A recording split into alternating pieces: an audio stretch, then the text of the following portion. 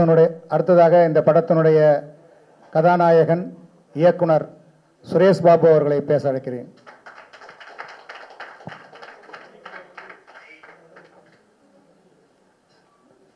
எல்லாருக்கும் முதல்ல வணக்கத்தை தெரிவிச்சுக்கிறேன். குறிப்பா பத்திரிகை நண்பர்களுக்கு எல்லாரும் சேர்ந்து ஒரு பெரிய கிளாப் கொடுத்துடலாம். ஏன்னா அவங்க தான் வந்து பார்த்தீங்கன்னா நம்ம படத்தை பெரிய லெவலில் எடுத்துட்டு போக போறாங்க. இன்னைக்கு ஒரு சின்ன படமா இருந்தாலும் கூப்பிட்ட வார்த்தைக்கு இத்தனை பத்திரிகை நண்பர்கள், யூடியூப் சேனல், பத்திரிகை செய்தியாளர்கள் எல்லாரும் வந்து இந்த ஒரு சின்ன படத்தை ஊக்குவிக்கணும் வந்திருக்கீங்க. அதுக்கு என்னுடைய மனமார்ந்த உங்கள் பொற்பாதங்களை தொட்டு நான் வணங்கி நன்றியை தெரிவிச்சுக்கிறேன். அதுக்கப்புறம் நம்ம டீம்ல இருந்து வந்த எல்லாருக்கும் நிறைய வேலை இருக்கு. எல்லாருக்கும் அதை விட்டுட்டு நம்ம இந்த படத்துக்காக வரணும், இந்த படத்துக்காக வந்து நிக்கணும்னு சொல்லிட்டு வந்த உங்க எல்லாருக்கும் முதற்கண் என்னுடைய நன்றியை தெரிவிச்சுக்கிறேன். அதுக்கப்புறம் மேடையில் உட்காந்துட்டு இருக்கிற விஐபிஸ், குறிப்பா நம்ம கூல் சுரேஷ் சார் வந்து அவருக்கு மிகப்பெரிய ஒரு கிளாப் பண்ணிடலாம். இன்னைக்கு அவர் தான் இன்ஸ்பெக்டர் சூர்யா. ஆக்சுவலா அவரும் ஷூட்டிங் விட்டுட்டு தான் வந்திருக்காரு. நம்ம கூட்ட வார்த்தை ஒரு சின்ன படம் அப்படி நினைக்காம நம்ம கூப்பிட்ட அந்த ஒரு வார்த்தைக்கு நமக்கு மதிப்பு கொடுத்து, மரியாதை கொடுத்து, ரெஸ்பெக்ட் கொடுத்து வந்து நம்ம மேடையில் உட்காந்து ஒரு இன்ஸ்பெக்டர் சூர்யாவா வந்து உட்காந்து நம்ம இந்த ஸ்டேஜையே பெருமைப்படுத்தியிருக்காரு. எனக்கு அவர்கிட்ட எவ்வளோ நன்றியை சொன்னாலும் தகாது. அடுத்தது இந்த படம் பார்த்தீங்கன்னா அதுக்கு முன்னாடி ஒரு சின்ன ஒரு விஷயத்த சொல்லணும். ஒரு நாட்டோட முதுகெலும்பு அப்படின்னு சொன்னா விவசாயம். விவசாயம் இல்லைன்னா நாடு கிடையாது. அந்த விவசாயத்துக்கு ஒரு முதுகெலும்பு அப்படின்னு சொன்னா தண்ணி தான். தண்ணி இல்லைன்னா விவசாயம் பண்ண முடியாது. அந்த தண்ணியை உருவாக்குற கிணத்து வேலை செய்யற சாதாரண ஒரு வீட்டில இருந்து வந்தவன் தான் நான். ஸோ நிறைய தொழில் செய்யற மக்கள் நம்ம நாட்டில் இருக்காங்க. அதுல குறிப்பா இந்த கிணத்து வேலை செய்யறவங்க பத்தி பெருசா எந்த பத்திரிகையிலும் எந்த நியூஸ் யூடியூப் சேனல்லாம் பார்த்துருக்க மாட்டீங்க பெருசா. ஏன்னா ஒரு விவசாயிக்கு ஏதோ ஒரு பிரச்சனை, விவசாயி தற்கொலை பண்ணிட்டா, கடன் கட்ட முடியாம தற்கொலை பண்ணிட்டாங்க, இல்ல ஏதாவது ஆபத்து ஆயிடுச்சுன்னா அது பெரிய நியூஸா வரும், இல்ல மத்த எதுலான வரும். பட் கிணத்து வேலை செய்யறப்பையும் நிறைய ஆபத்து வருது. அதுல எல்லாம் விழுந்து நிறைய பேர் இறந்து இருக்கிறாங்க. அவங்கள பத்தி பெருசா இங்க தெரியாது. அப்போ நான் இன்னும் ஒரு 25 வருஷத்துக்கு முன்னாடி பார்த்தேன்னா, 25 வருஷத்துக்கு முன்னாடி பாத்தீங்கன்னா எங்களுக்குன்னு ஒரு வீடு கிடையாது. நாங்க நாடோடிகள் மாதிரி. எங்க கிணத்து வேலை கிடைக்குதோ அங்க ஒரு குடிசை போட்டு அங்க உட்காந்து நாங்க வேலை செஞ்சுட்டு, அப்பா அம்மா தாத்தா இப்படிதான் இருந்தாங்க. நம்மளுக்குன்னு ஒரு அங்கீகாரம் கிடையாது. அப்படியே எங்க வேலை செய்தோ அப்படியே போயிட்டே இருப்போம். நாங்க எனக்கு கருத்து தெரிஞ்சு மாட்டு கொட்டாயில உட்காந்துட்டு பக்கத்துல மாடு சாணம் ஸ்மெல் இருக்கும், பக்கத்துலயே உட்காந்து சாப்பிட்டு இருக்கோம். நாங்க வீடு கிடையாது அப்போ. ஆனா அப்பா வந்து கஷ்டப்பட்டு நாம தான் இப்படி இருக்கோம், நம்ம சந்ததியோட இது முடிஞ்சிடணும், இதுக்கப்புறம் வந்து நம்ம புள்ள வந்து கிணத்து வேலை செய்யக்கூடாதுன்னு அப்பா நினைச்சாரு. அப்பா சொன்ன வார்த்தைய அம்மா தான் சாதிச்சு காட்டினாங்க. என்னை படிக்க வச்சாங்க. முதல்ல எங்க ஆளுங்கள்ல 10வது படிச்ச ஆள் நான் தான். 10வது படிச்ச ஆள் நான் தான். அப்பா சொல்லிட்டு அப்பா சாமி கிட்ட போயிட்டாரு. 22 வருஷம் ஆகுது. அப்பா சொன்ன வார்த்தைய புள்ளைய நல்லா படிக்க வச்சு கிணத்து வேலை செய்யக்கூடாது அப்படின்னு சொல்லி அம்மா கிட்ட சொன்ன வார்த்தைய அம்மா வந்து ஒரு தாய் தான் இருந்து இது எல்லாத்தையும் சாதிச்சு காட்டுங்க. ஒரே ஒரு பெண்மணி தான், சப்போர்ட்டுக்கு யாருமே கிடையாது. படிக்க வச்சு 10வதுல ஒரு நல்ல ஃபர்ஸ்ட் ரேங்க் தான் எடுப்பேன். நான் ஃபர்ஸ்ட் ரேங்க் ஹோல்டர் நான் ஆக்சுவலா. அதுக்கு மேல ஆனா படிக்க முடியல, குடும்ப சூழ்நிலை படிக்க முடியல.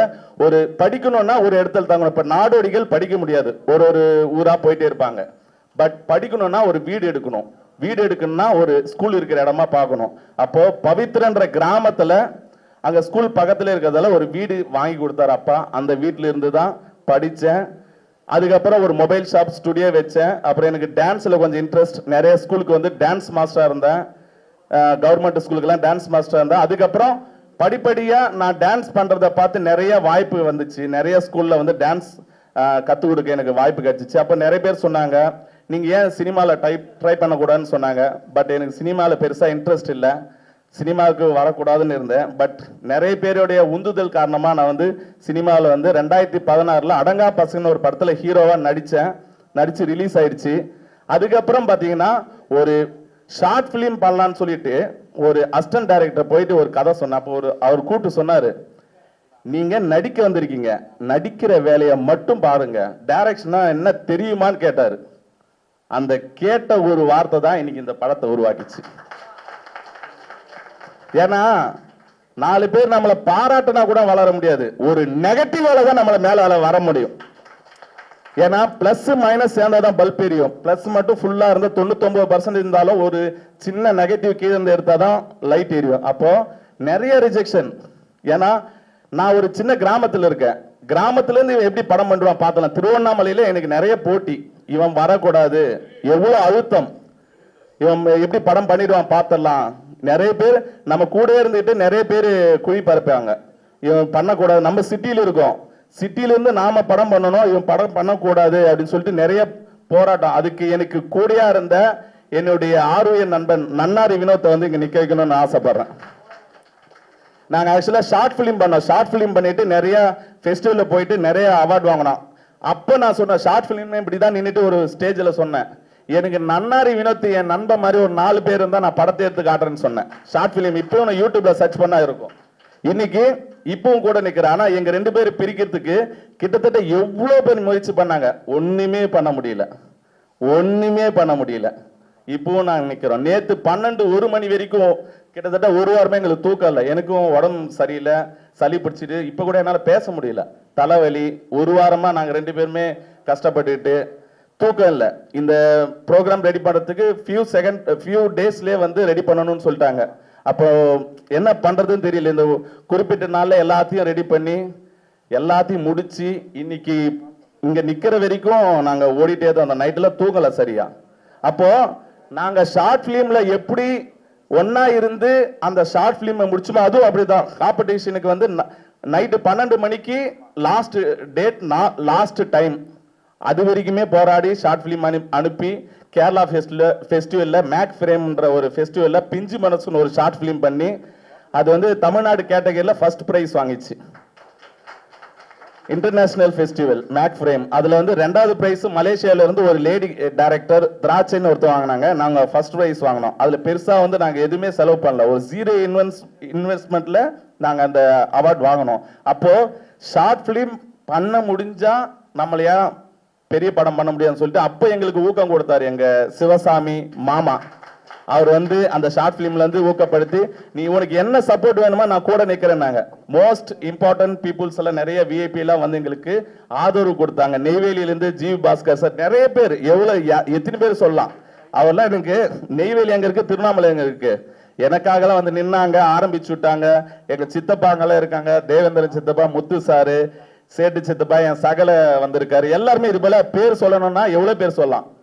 இதுக்கு முக்கியமான காரணமா நாங்க வந்து கேட்டப்போ நடராஜ் சார்லாம் வந்து எங்களுக்கு ஒரு தங்கறதுக்கு இடம் கொடுங்கன்னு சொல்லிட்டு கேட்டோம். 10 நாள் அவர் சொன்ன மாதிரி 10 நாள் 15 நாள் தான் கேட்டோம். ஆனா கிட்டத்தட்ட ரொம்ப நாள் 45 நாள் கிட்ட நாங்க அவர்கிட்ட யூஸ் பண்ணோம். அவர் எந்த முகசுழிப்பு இல்லாம எங்களுக்கு கூட இருந்து சப்போர்ட் பண்ணி இன்னைக்கு ஒரு படமா வந்திருக்கு. இந்த படத்தை பத்தி நான் எதுவுமே சொல்லல, நான் இதுவரைக்கும் பேசினேன் படத்துடைய கதையை எதுவுமே சொல்லல. மக்களாகிய நீங்கள் தான் இந்த படத்தை பார்த்துட்டு எப்படி இருக்குன்றத சொல்லணும். நான் வந்து இது வரைக்கும் உலக வரலாற்றிலே வராத படத்தை நான் எடுத்திருக்கேன் சொல்ல மாட்டேன். ஏன்னா எல்லா கதையும் எம்ஜிஆர் காலத்திலும் ரஜினி காலத்திலையும் விஜய் காலத்திலையும் பண்ணிட்டாங்க. அதுல நாங்க என்ன பண்ணோம் பெஸ்டா, மக்களுக்கு என்ன பண்ணோம். ஏன்னா நாங்க ஒரு படம் பண்றப்பையும் ஒரு ஷார்ட் பிலிம் பண்றப்ப ஒரு மாற்றத்தை உருவாக்கணும்னு நினைக்கிறோம். வந்தமா ஒரு படம் பண்ணமா போனோமான்னு இருக்கக்கூடாது. அந்த படத்தால ஒரு 4 பேராவது ஏதாவது ஒரு மாற்றம் வரட்டுமே அப்படின்னு நாங்க நினைப்போம். ஏன்னா நாங்க பிஞ்சு மனசு ஷார்ட் பிலிம் பண்றப்ப சிகரெட்டை பத்தி நாங்க ஒரு விழிப்புணர்வு எடுத்தோம். அதனால ஒரு 4-5 பேர் சிகரெட் பிடிக்கிறதே விட்டுட்டாங்க. இது பெரிய கிளாப்பே நீங்க பண்ணலாம். என்கிட்ட வந்து சொல்லிட்டு ஒரு குழந்தை நான் சிகரெட் பிடிக்கிறத பார்த்துட்டு ஒரு குழந்தை முன்னாடி அவங்க வருங்காலத்துல சிகரெட் பிடிப்பாங்களோன்னு பயந்துட்டு நான் நிறுத்திட்டேன்னு சொல்லிட்டு அந்த ஆடியோலாம் யூடியூப்லயே இருக்கு. அப்போ ஒரு மாற்றத்தை உருவாக்கணும். அதே போல ஒரு 5 ரூபாய் காயின் பிஞ்சு மனசு பார்ட் 2ன்னு ஒன்று பண்ணோம். 5 ரூபாய் காயின் ஒரு நம்ம தெரியாம ஒரு கடையில வாங்கிட்டோம், அதை திருப்பி கொடுக்கணும் அப்படின்ற விஷயத்த சொல்லி ஒரு போலீஸ் லஞ்சம் வாங்குறத நிறுத்தணும், அதுக்கும் அவார்டு வாங்கணும். அதுலயும் நிறைய பேர் திரும்பினாங்க. இன்னொரு விஷயம், இது குடி சம்பந்தப்பட்ட படம். இதிலும் கண்டிப்பா மாற்றம் உருவாகும் அப்படின்றது நான் நினைக்கிறேன். ஏன்னா இதுல ஒரு மாற்றமும் உருவாயிருச்சு. ஒரு அசிஸ்டன்ட் எடிட்டர் வந்து பாத்தீங்கன்னா எடிட்டிங் பண்ணிட்டு இருந்தாரு. அவரு ஓப்பனா சொல்லிடுறாரு, ஒரு பீர் வாங்கிட்டு ஒரு ஃப்ரிட்ஜில் வச்சுட்டு எடிட்டிங் பண்ணிட்டே இருக்காரு. அவரு என்ன ஆகுதுன்னா, இதுல இருக்கிற சீனை திரும்ப திரும்ப திரும்ப பார்க்க அவருக்கு ஒரு ஏதோ ஒன்று ஆயிடுச்சு. அந்த பீரை ஒரு 3-4 நாள் தொடவே இல்லையா, குடிக்கலான்னு போறாராம், திறக்கிறாராம், தொட முடியலையா. என்கிட்ட வந்து சொல்ல, ஆனா எனக்கு ஒரு மாதிரியா அப்செட் ஆயிடுச்சு அந்த சீன் எல்லாம் பார்த்துட்டு, இப்படி குடிக்கணுமா அப்படின்னு சொல்லிட்டு அது திறக்கிறேன் மூடுறான அந்த பீரை எடுத்து குடிக்கலனா அப்படின்னு சொன்னான். எனக்கு அப்போ மெய் சிலுத்துச்சு எனக்கு. அப்போ ஒரு சாதாரண ஒரு எடிட்டட் வேர்ஷன் படம் பார்த்துட்டே ஒரு மாற்றம் உருவாக தொடங்குதுன்னா, அதுவும் அவர் சொல்றாரு, சரி யார்ட்டையாவது கொடுத்தலான்னு பார்த்தாலும் அதுவும் தப்பாயிடுமே, நம்மளால ஒருத்தருக்கு வந்து குடியை உருவாக்குன மாதிரி ஆயிடுமேன்னு சொல்லிட்டு யாருக்கும் கொடுக்கலனா. அப்ப என்னதான்ப்பா பண்ண, அது உடைச்சிட்டுனா. அதுதான் என்னோட படத்துக்கு கிடைச்ச முதல் வெற்றி. அப்போ நாளைக்கு இந்த படம் ரிலீஸ் ஆயிடுச்சுன்னா கண்டிப்பா ஒரு 4 பேர் திருந்தினா கூட நான் பண்ணதுக்கு ஒரு பெருமையா நினைக்கிறேன். 4 பேர் திருந்தினா போதும். இதுல டீ டோட்டலும் இருக்கிறாங்க என் படத்துல. I am also teetotaller. Vinod, நன்னாரி வினோத் ஆல்சோ டீ டோட்டலர். இங்க படத்திலே கிட்டத்தட்ட ஒரு 10 பேர் கிட்ட டீ டோட்டலர், எந்த கெட்ட பழக்கம் இல்லாத இருக்கும். ஸோ நான் இதுல ஒரு முக்கியமான விஷயத்த சொல்லிக்கிறேன். ஆடியோ லான்ச் பண்ணிட்ட பிறகு இந்த படத்துல இருக்கிற டீ டோட்டலரை மேலே ஏற்றி அவங்களுக்கு ஒரு சிறப்பு மரியாதை பண்ணணும் நான் முடிவு பண்ணியிருக்கேன். அப்போ பார்த்தீங்கன்னா இந்த படத்தை பார்த்துட்டு திருந்திட்டேன், குடிக்க மாட்டேன் அப்படின்னு சொல்லிட்டு முடிவு எடுத்திருந்தா அவங்களுக்கு தனியா ஒரு ப்ரெஷ் ஷோ வச்சு அவங்களுக்கு ஒரு பாராட்டு விழா வைக்கலாம் அப்படின்ற மாதிரி முடிவு பண்ணியிருக்கேன். ஸோ நம்ம வந்தோமா ஒரு டைரக்டரா வந்து படம் பண்ணோமா, சம்பாதிச்சோமா, வியாபாரம் பண்ணோமா அப்படின்னு போகாம சமுதாயத்துல ஏதாவது ஒரு மாற்றத்தை உருவாக்க என்னால முடிஞ்சதை நான் எடுத்து வைக்கணும்னு நடிச்சு இந்த படத்தை எடுத்திருக்கோம். ஸோ ஒரு குடியால ஒரு குடும்பம் என்ன ஆகும் அப்படின்ற விஷயத்தை தான் கருவா வச்சு நம்ம பண்ணியிருக்கோம். ஸோ உங்களுடைய ஒத்துழைப்பு கண்டிப்பா வேணும். பத்திரிகை நண்பர்களே, உங்க எல்லார்கிட்ட நான் ரொம்ப பணிவா கேட்டுக்கிறேன். இந்த படத்தை நீங்க ஒரு ஃபர்ஸ்ட் லுக் நீங்க நினைச்சிருக்கலாம், ஒரு மினி ஆடியோ லான்ச் மாதிரி ஆயிருக்கு.